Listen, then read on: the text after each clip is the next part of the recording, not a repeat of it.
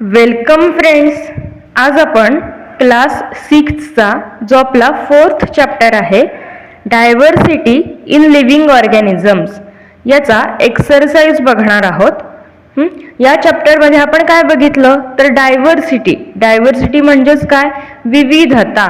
कशामधली विविधता तर living organisms मधली, म्हणजेच प्लांट्स असतील, ॲनिमल्स असतील, त्यांच्यामधली डायव्हर्सिटी आपण याच्यामध्ये बघितलेली आहे.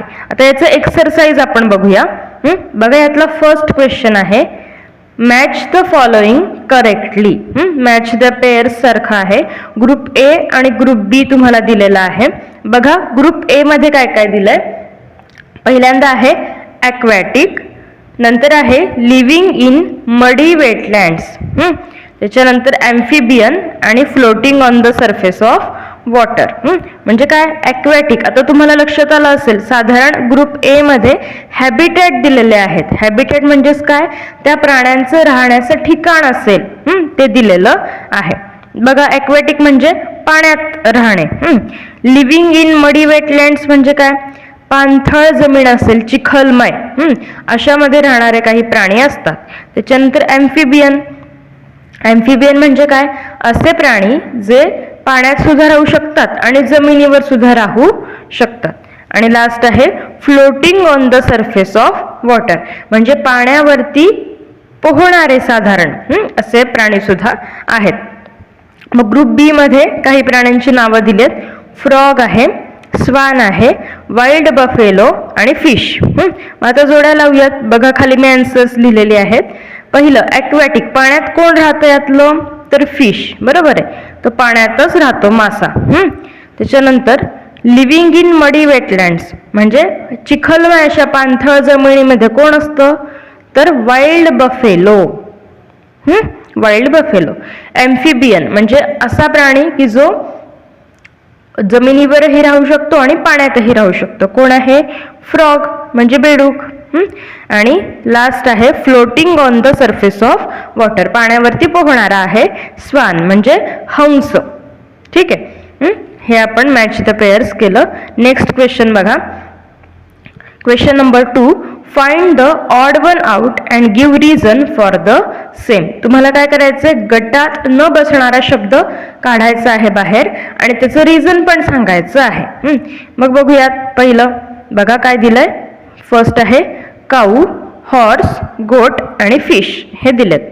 बघा, मग काय वाटतं याच्यातलं आन्सर काय असणार आपलं, फिश. का आपण फिशला बाहेर काढलंय गटात न बसणारा शब्द म्हणून, तर खाली त्याचं रिझन लिहिलंय. बघा, fish is an aquatic animal. बरोबर आहे का, फिश हा काय आहे, ॲक्वॅटिक आहे, पाण्यात राहतो.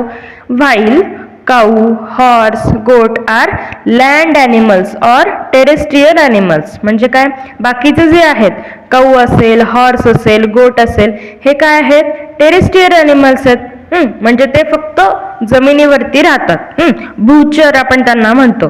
ठीक आहे, जमिनीवरती राहतात म्हणून ते वेगळं आहे आणि फिश त्याच्यातून वेगळं निघतंय. पुढचं बघा, मँगो, पीपल, ग्वावा आणि कोरिएंडर. याच्यातलं काय बाहेर निघतंय बघा. त्या आन्सर पुढे लिहिलंय बघा, कोरिएंडर. आता का कोरिएंडर, बघा, coriander is a herb. Coriander म्हणजेच काय, कोथिंबीर. तर ते काय आहे, हर्ब आहे. While mango, peepal and guava are trees. आपल्याला त्यांनी डिफरन्स सांगितलेला आहे धड्यामध्ये. ट्रीज असेल, श्रब्स असेल, श्रब, ट्रीज आणि हर्ब यातला डिफरन्स आपल्याला झालेला आहे. त्याच्यामुळे आपल्या हे लक्षात येतं की कोरिएंडर हे हर्ब आहे आणि बाकीचे मँगो, पीपल आणि ग्वावा हे काय आहेत, ट्रीज आहेत. म्हणून कोरिएंडर ऑड वन आउट आहे. नेक्स्ट बघा, कांगारू, चीता, कॉकरोच अँड डिअर. तर यामध्ये काय वेगळं निघेल तर बघा, कॉकरोच हे वेगळं निघतंय. का बरं, त्याचं रिझन खाली लिहिलंय. Cockroach is an insect while kangaroo, cheetah and deer are mammals. बरोबर आहे का. कॉकरोच मात्र काय, इन्सेक्ट आहे आणि बाकीचे मॅमल्स आहेत. नेक्स्ट बघा, मूंग, जवार, व्हीट अँड बाजरा हे दिलेले आहेत. त्याच्यावरून तुम्हाला लक्षात येत असेल की काय वेगळं निघतं याच्यातलं तर मूग निघतंय वेगळं. का तर बघा, moong is a dicotyledonous plant while jowar, wheat and bajra are monocotyledonous plants. बरोबर आहे. मूग हे काय आहे? डायकॉट प्लांट आहे. आपण बघितलंय मोनोकॉट आणि डायकॉट याच्यातला डिफरन्स आपल्याला झालेला आहे. तर मूग काय आहे? त्याचे आपण 2 इक्वल पार्ट्स मध्ये डिवाइड करू शकतो. पण बाकी हे ज्वार, व्हीट आणि बाजरा जे आहेत त्याचे 2 इक्वल पार्ट्स होतात का? नाही होत. त्याच्यामुळे ते मोनोकॉट आहे. हाच डिफरन्स आहे त्यातला. क्वेश्चन नंबर 3 बघा. Write true or false. आता ट्रू ऑर फॉल्स आहे.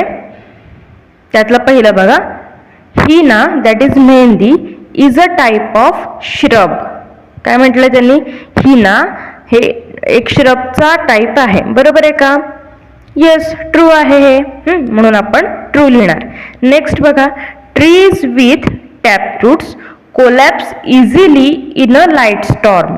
काय म्हटलंय? ज्या झाडांना टॅप रूट्स आहेत अशी झाडं लगेच कोलॅप्स होतात. म्हणजे वादळ, छोटंसं जरी वादळ आलं, लाईट स्टॉर्म म्हटलंय म्हणजे एखादं छोटंसं जरी वादळ आलं तरी ते काय होतात? झाडं कोलॅप्स होतात का असं विचारलंय. ज्या झाडांना टॅप रूट्स आहेत अशी झाडं. काय आहे हे? फॉल्स आहे. का फॉल्स आहे? तर काय असायला पाहिजे होतं खरं? Plants with fibrous roots collapse easily in a light storm. आपण हे पण बघितलंय. टॅप रूट्स असेल, फायब्रस रूट्स असेल, हे सुद्धा आपण या चॅप्टरमध्ये बघितलेलं आहे.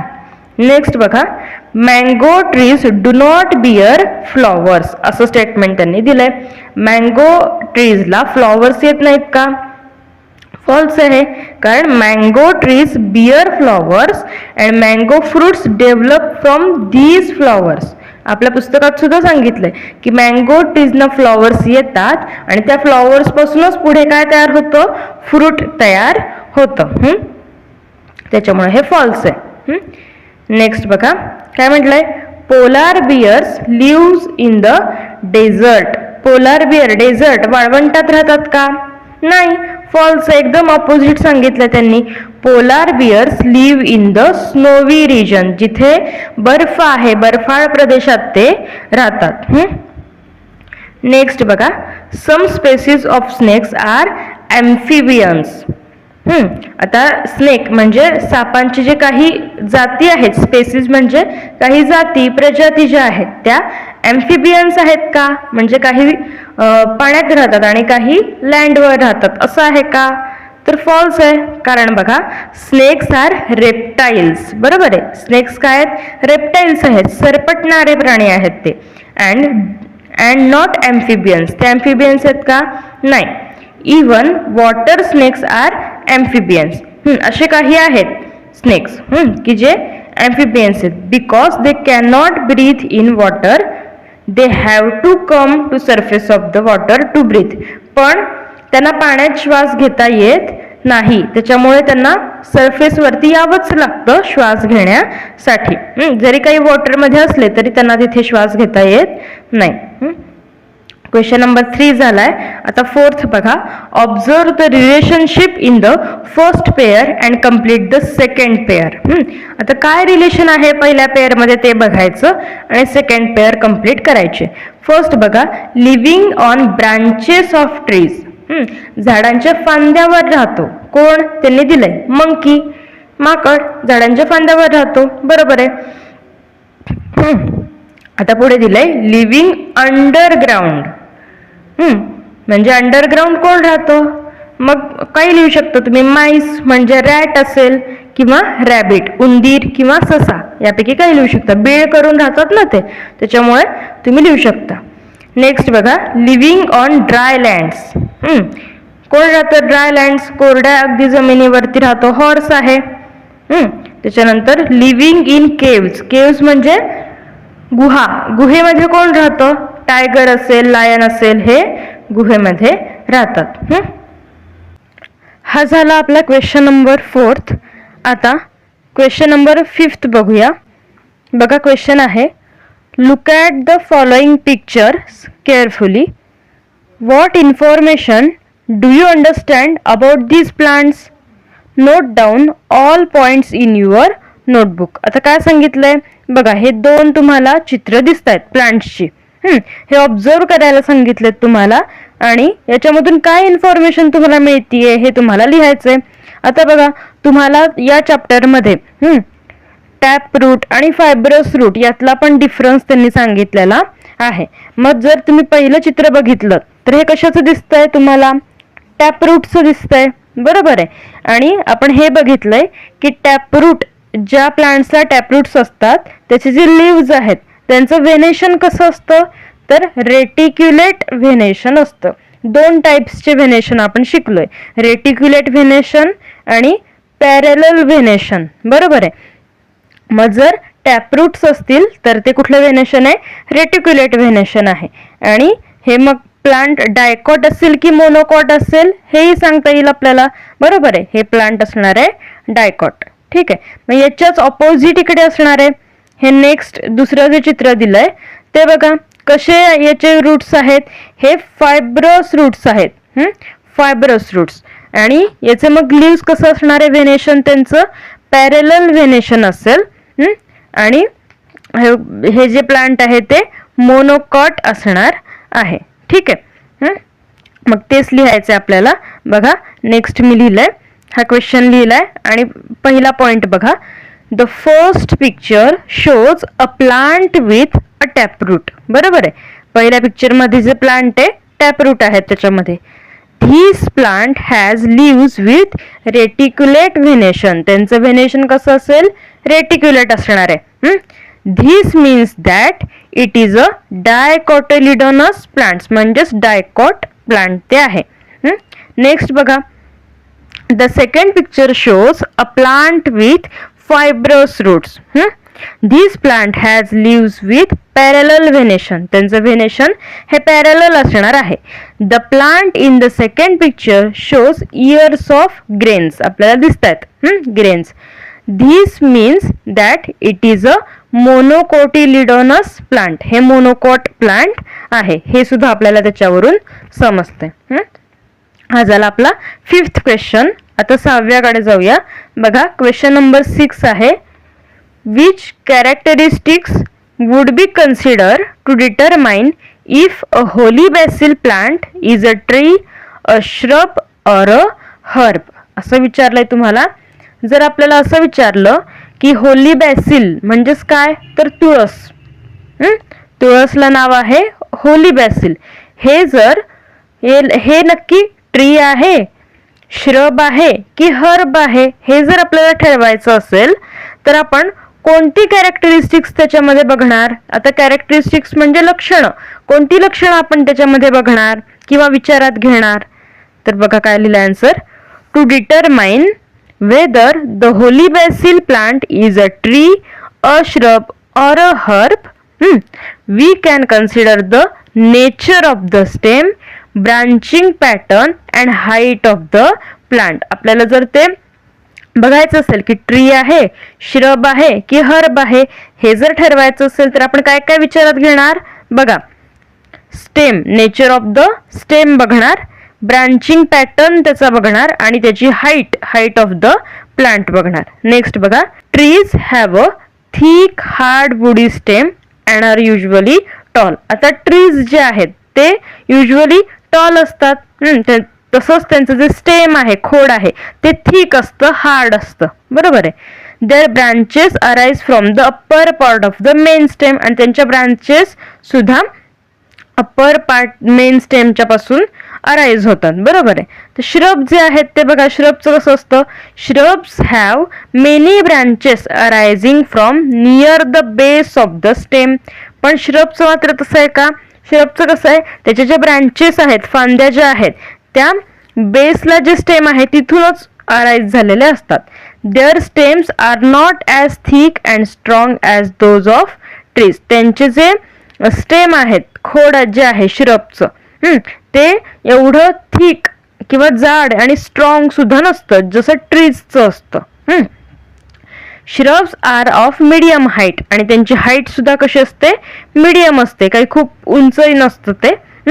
आणि पुढे बघा, herb stems are soft green and weak stems. आणि हर्ब्सचं कसं असतं, सॉफ्ट असतात, ग्रीन आणि वीक स्टेम असतं त्यांचं. They are usually short in height, आणि ते कसे असतात, हाईटला शॉर्ट असतात. हे 3 आपल्याला माहिती आहेत. 3 हे डिफरन्स झाले त्यातले.